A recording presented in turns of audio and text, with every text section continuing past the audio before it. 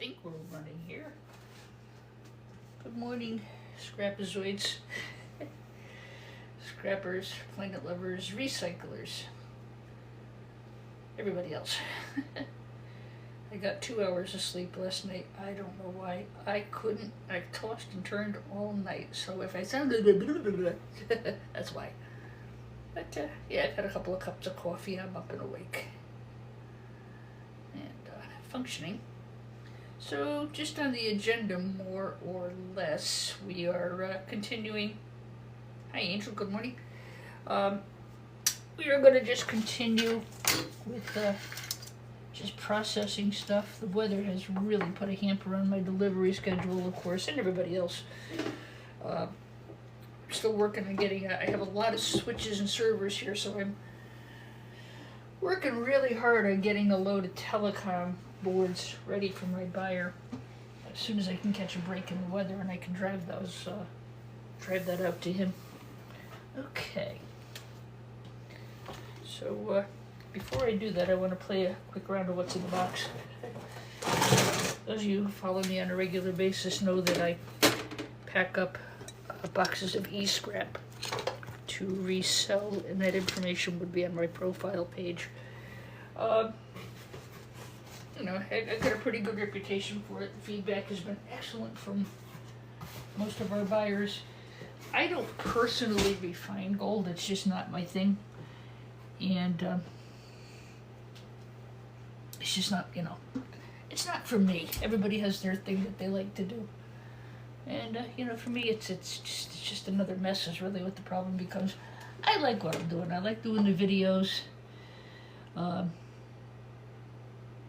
You know, I like doing videos. I like chatting online with you guys. I like learning new stuff. I had a great live yesterday. The discussion was about Xeon CPUs.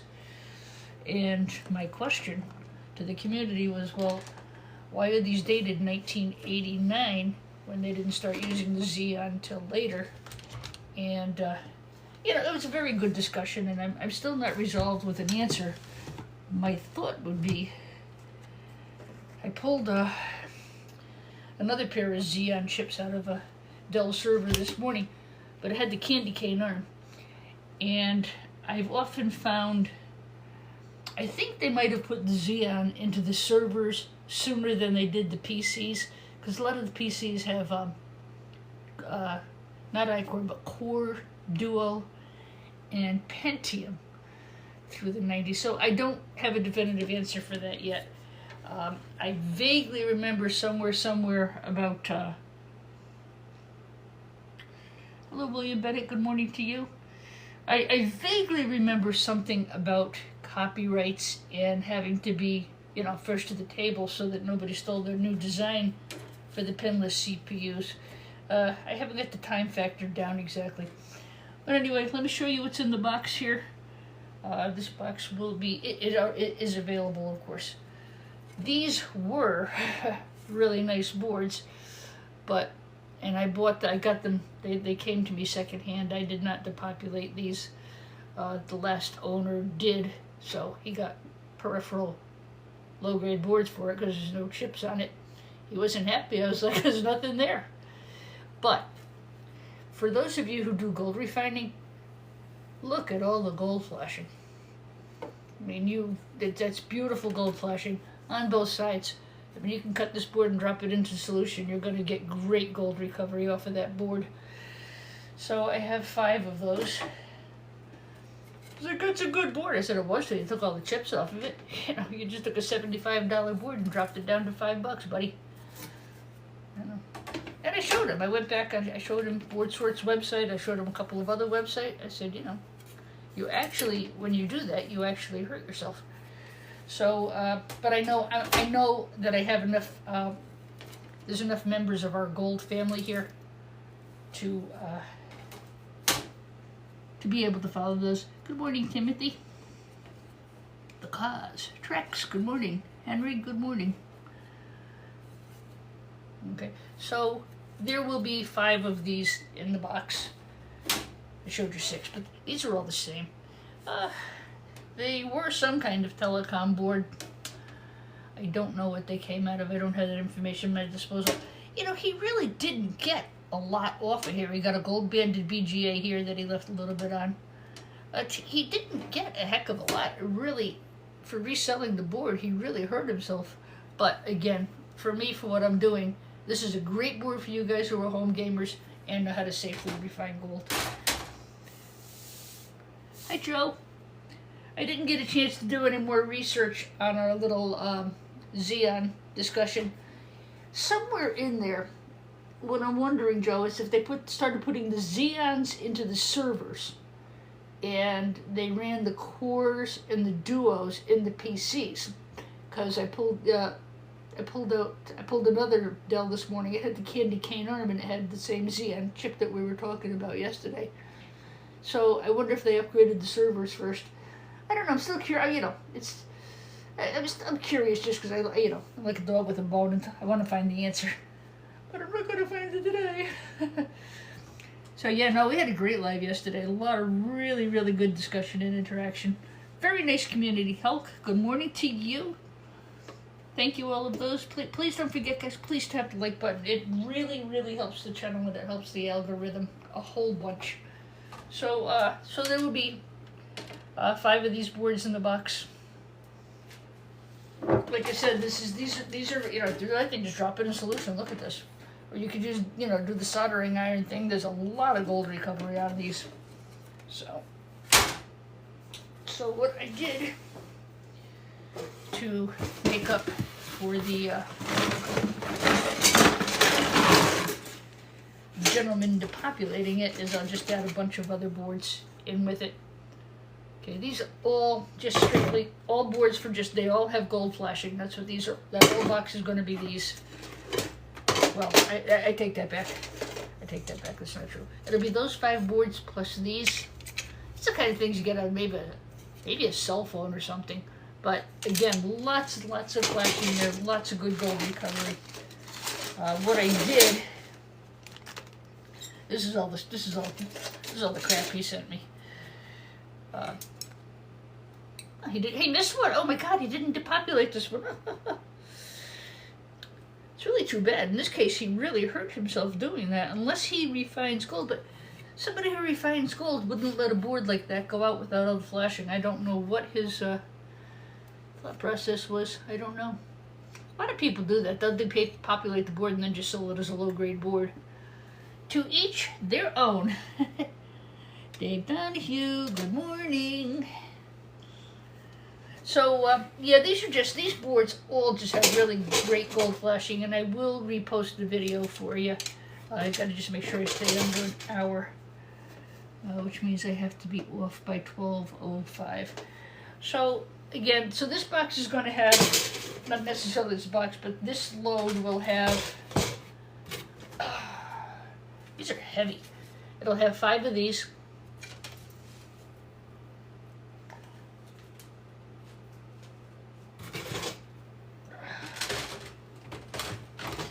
It'll have all of these. This is all in the same load, guys. Like I said, this is really good if you want to just have something to, you know, get the flashing off of. I guess they're okay.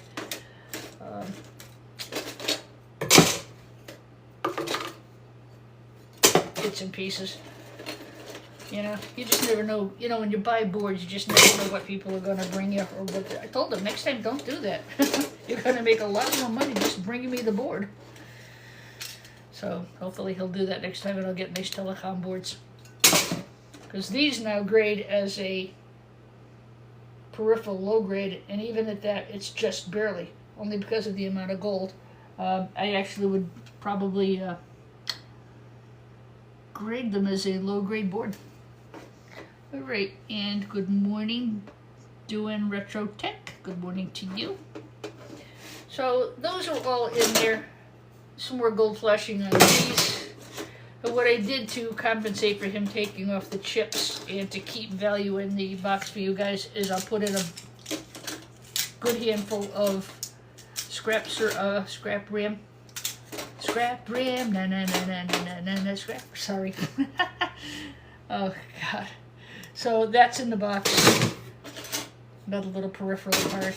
And again, just because of what kind of box this is, thank you, Jeff Gen X. Good morning. And he just got the number 2. Oh, I was right. Well, how about that? Xeons copyrighted before 1998 were used in servers, telecoms, and military equipment. Thank you, Joe. That was my deduction as well. Yeah, because like I said, the computers all have duos and cores and Pentiums and everything else. Excellent. Excellent, excellent, excellent. Thank you. See, when all else fails, put a question out to the community. All right, and I'm going to put these in as well. So this is a really good box for gold recovery, in my opinion. There are no real chips in it. But the quality of what's in there, I mean, just the RAM and this, and I'm going to put a pound of pinless CPUs in there too. I don't have them in front of me. There'll be a pound of pinless CPUs in there as well. I mean, just the RAM and the CPUs is something I would sell as a lot for $80. So it's a good lot. Good lot of, good lot of gold-plated material, and that's on my profile page. And I'm still working on servers, guys. Working on them like crazy. I've made a connection with an Asian tech company in California. They're pretty much buying every bit of RAM I put up for sale. DDR3 RAM continues to sell very well, to my absolute surprise. I said this a long time ago, and this is one reason I got into eScrap, was that, in my opinion, I wondered how they were ever going to provide all the technology and the precious metals for all of these AI chips. I bought NVIDIA when NVIDIA first came out. My mom was super savvy about the stock market. She studied. She studied and studied and studied. She's a smart lady.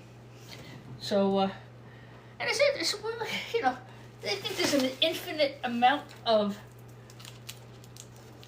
precious metals that can just be taken and taken and taken and not replenished.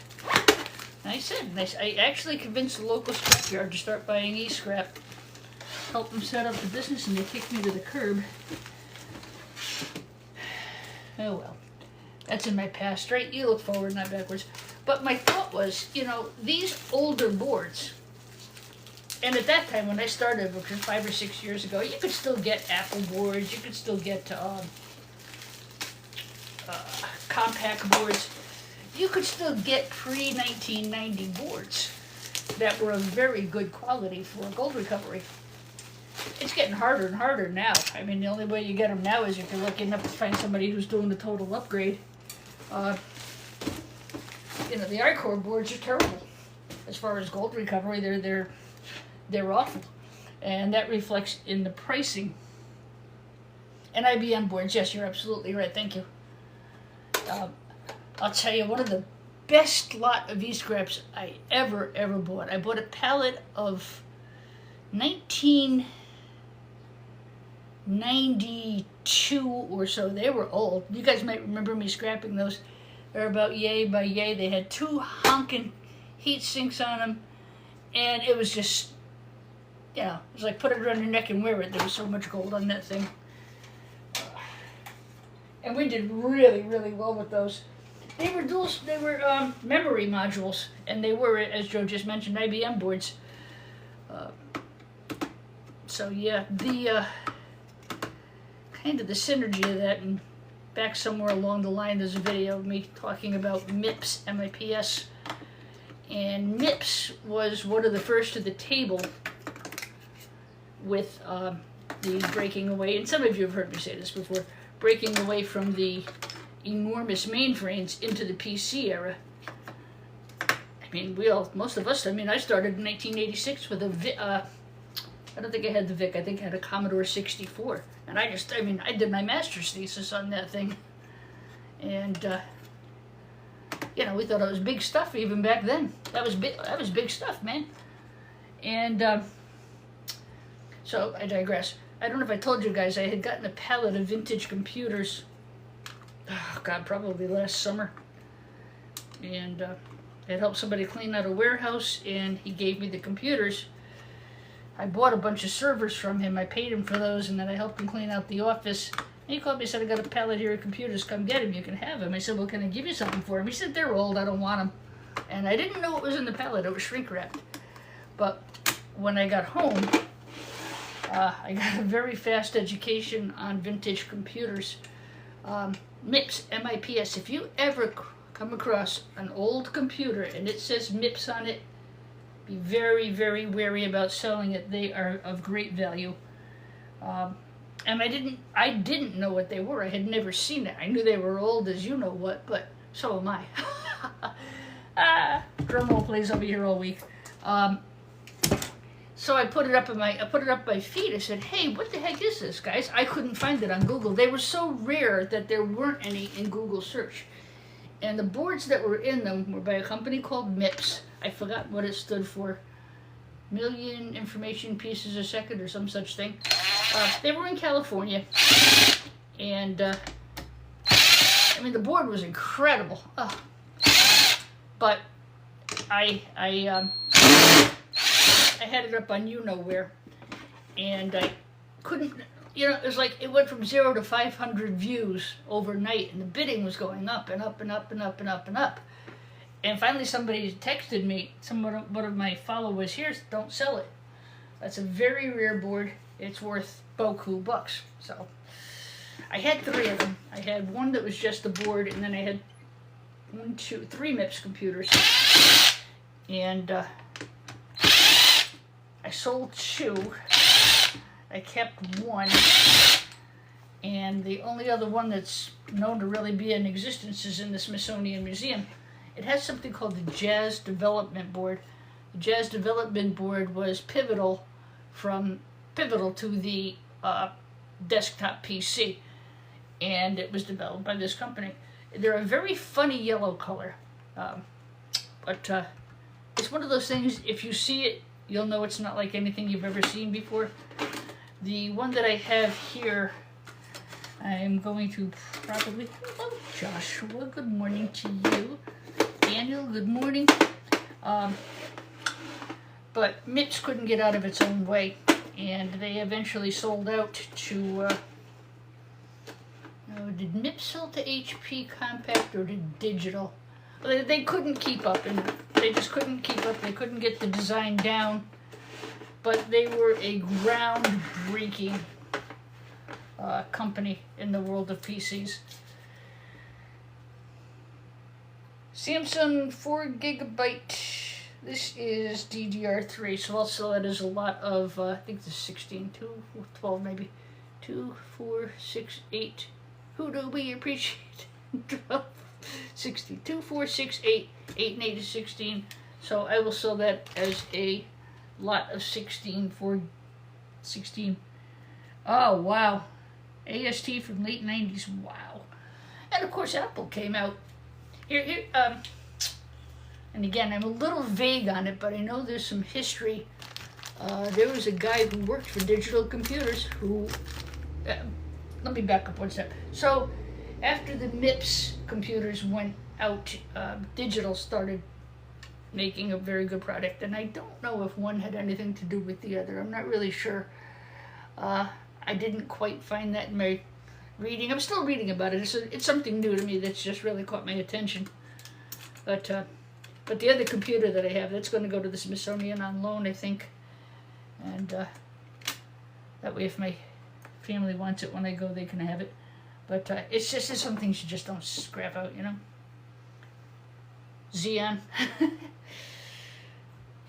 Anywho, so in came Digital, DEC, Digital Engineering, no, NEC, that's Nokia, or not Nokia, Nippon.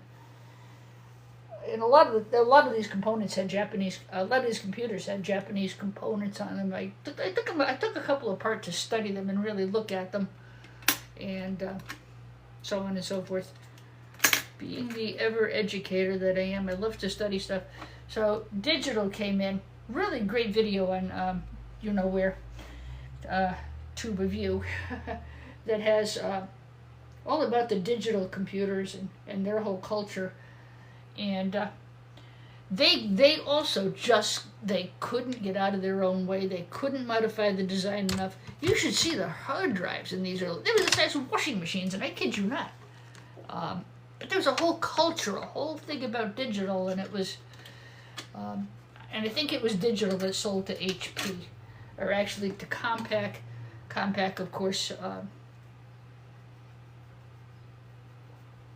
going to HP at some point. So there was this guy, I'm drawing the complete blank, but he went to HP with a prototype, and HP basically said that isn't going to work. So he went to Steve Jobs. Yes, Digitech. And I've forgotten the guy's name, but he basically, well, HP laughed at him. They didn't want anything to do with it. So he went to Steve Jobs.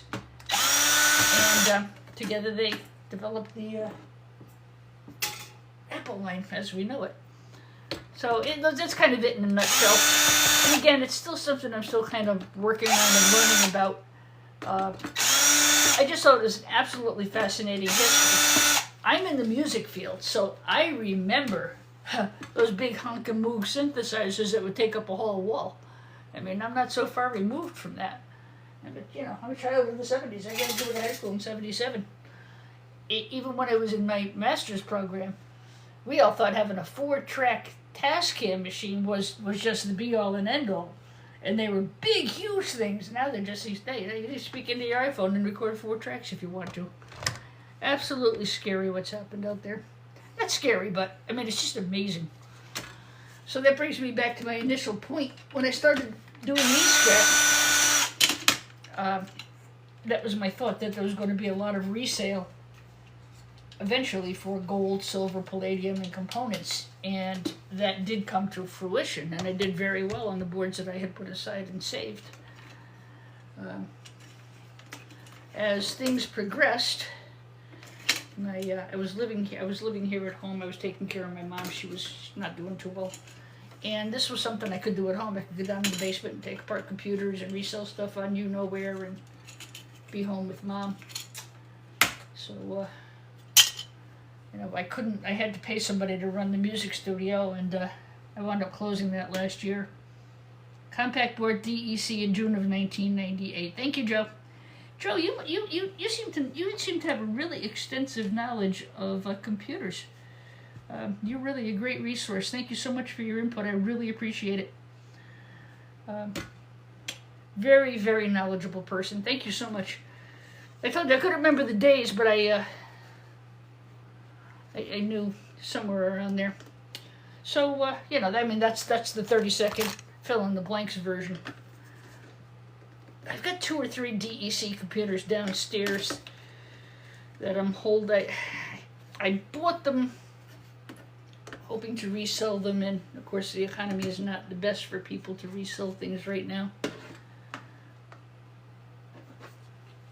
This is the release latch, but it doesn't want to release. Always get your batteries off, folks. These I take to the transfer station just about every day. Those and the batteries out of laptops. I just don't want those around the house. Google helps a lot too. Yes. Hi, Replay Golf. How are you? Welcome in. Guys, please don't forget to hit the like button.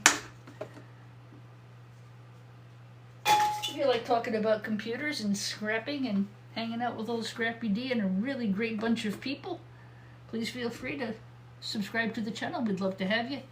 I do repost my videos if I don't go over the hour. If I don't go over the hour, I'll post them on TikTok. If I go over the hour, I can also put it on the other platform. I have a membership on both. I prefer TikTok's live format. I like it a lot better than I like Tubu's. I gotta watch what I say or they give me a restriction.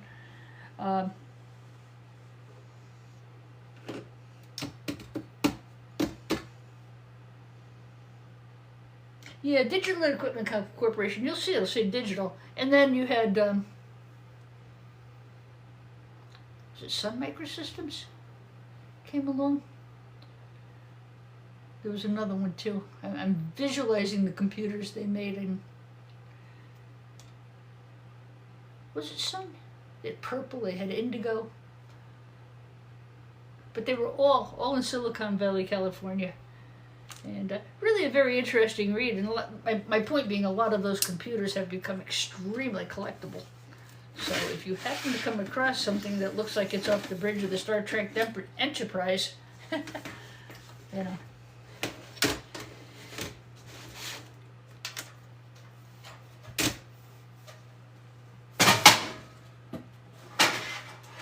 HP bought Compaq in, when? So when I saw it go by 2002. Hi, Caroline. How are you this morning? Cynthia Morgan, welcome in. Yeah, I mean, the older Compaqs, really nice computers, really great for precious metal recovery. But they really were, you know, they moved the VIC and the Commodore right off the equation, and we went into the computers as we know them and love them. So the 90s was a big competition. You know, who could get to the table first with the newest and best design? In my opinion, it would have had to have been IBM. It had to be their heyday. I don't think Michael Dell was alive yet. He's a brilliant man too. I enjoy. He's somebody I think is just really a smart person. Yes, Compaqs didn't take upgrades well. That is true. But they are beautiful to scrap. Beautiful, beautiful boards. And yeah, hard to upgrade. Of course, so is HP. HP has just become totally disposable. Okay, here's your HP. Use it for 2 years and be sure you'll throw it in the garbage can. That's one of my biggest things with HP. They make things so damn cheap. They don't last. You know? The Gateways were really cool computers too. I got a fellow I spoke to this morning. He's going to tear them down because he likes doing it. And I told him, I said, don't, you know, you got to, you know, save yourself time. I'll just bring them to me and I'll buy them outright. But he wants to take them down. Some people like taking stuff apart. And I actually prefer that because I don't have to worry about the metal. And that's what he's going to be bringing me. They're going to be Gateways and Compaqs. So those should yield some very nice boards, some very nice CPUs. Speaking of CPUs, AMD just, I think AMD just hooked up with Meta. So that should do wonders for AMD's stock. Lisa Shu is brilliant. She really is. She's a brilliant CEO. Everybody's so busy talking about Jensen Huang and NVIDIA, who was also a brilliant man, by the way. They forget about Lisa Shu. Don't discount her. Okay, so this is just a I'll call it a daughter card, but it's not. I knew what it was a minute ago. It's like a module. It's got additional memory and things like that. I throw those in with gold fingers. When I make a box of gold finger cards, I'll put that in.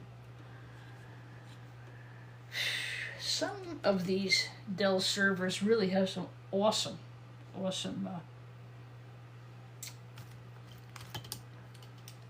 peripheral cards on them. Peripheral card simply is anything that isn't a motherboard. It could come out of a VCR, DVD, Nintendo, modems, all kinds of things like that. And but like, I mean, if they were to take this, Goldfingers is fine, and the price between peripheral high grades and Goldfingers is negligible. For me, I put that in when I sell Goldfinger cards, because I target people who want to do gold refining. So I target you. I'm watching you. Manuel, good morning. I think I saw somebody named Harry go by. Good morning. Guys, please don't forget to hit the like button. Tappity tap. It doesn't cost anything, really, I promise.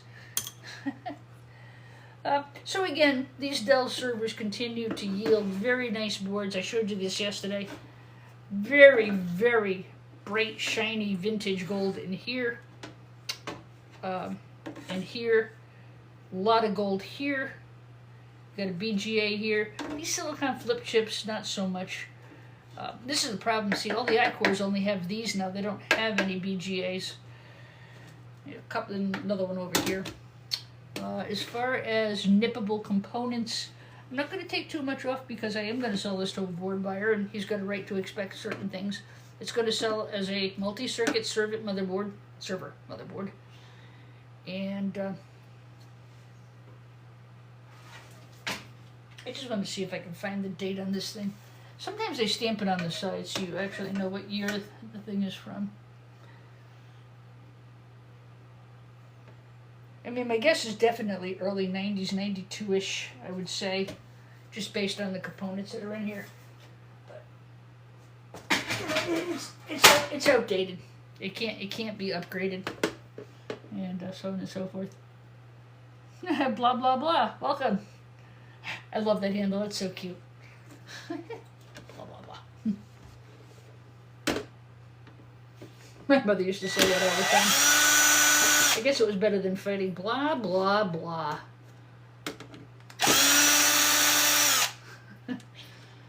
Yeah. Better than fighting, I guess. Huh? I don't like to fight. Of course, then in came whatever. Whatever. That's my line. Whatever. And then came talk to the hand because the face isn't listening. Steezy, good morning. If I don't see you, goodbye. I'm sorry. I apologize. And sometimes I really haven't got a prayer of pronouncing some of these handles. I'm sorry. It isn't that I love you any less than everybody else. And that frees the board. She lifts right off. These are so easy to scrap. Now, I'm going to leave this, and this for my buyer. I am going to take these because they're very high quality gold pins. And I'm not going to take any of the chips off.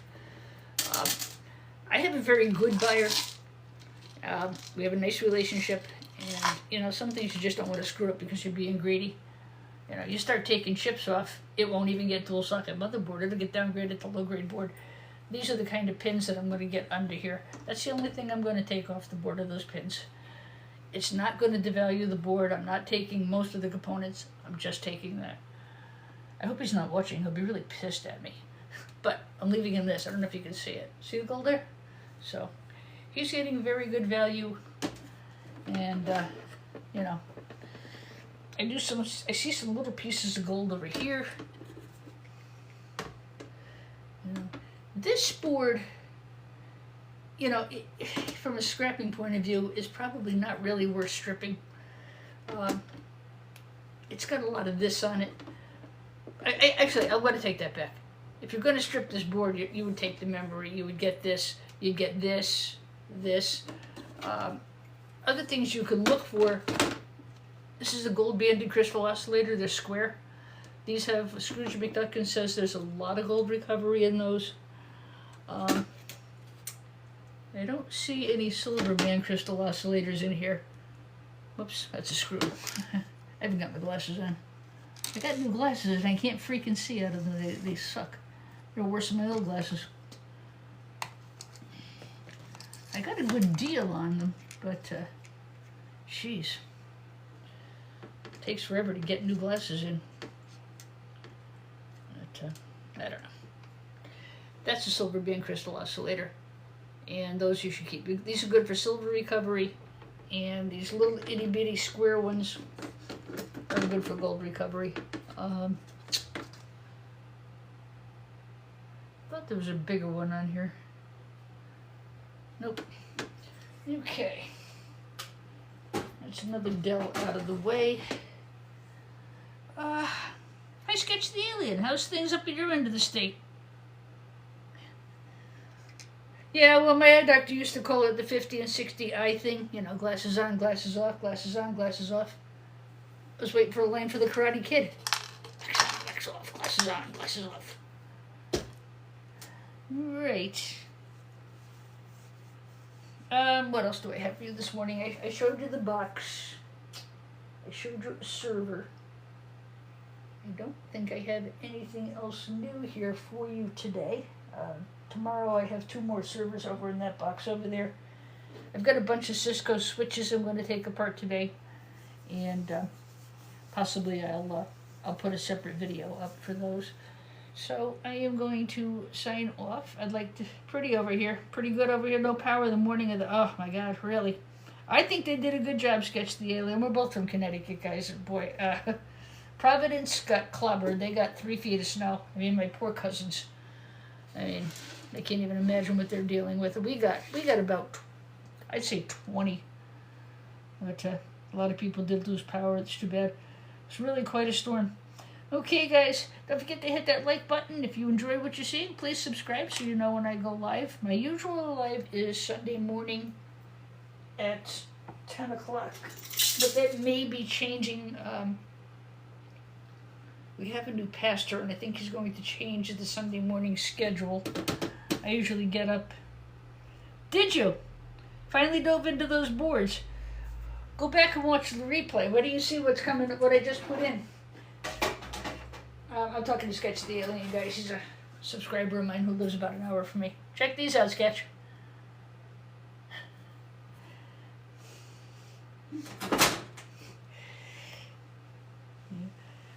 All right, everybody. God and heaven bless each one of you. Thank you for spending some time with me. I'll keep you posted about the time change to my live. I may wind up having to do it on Saturdays if they change the Sunday morning mass schedule. I usually go at 11:30 right after my live, but if they take the 11:30 out and it's just a 10, I'm going to have to adjust.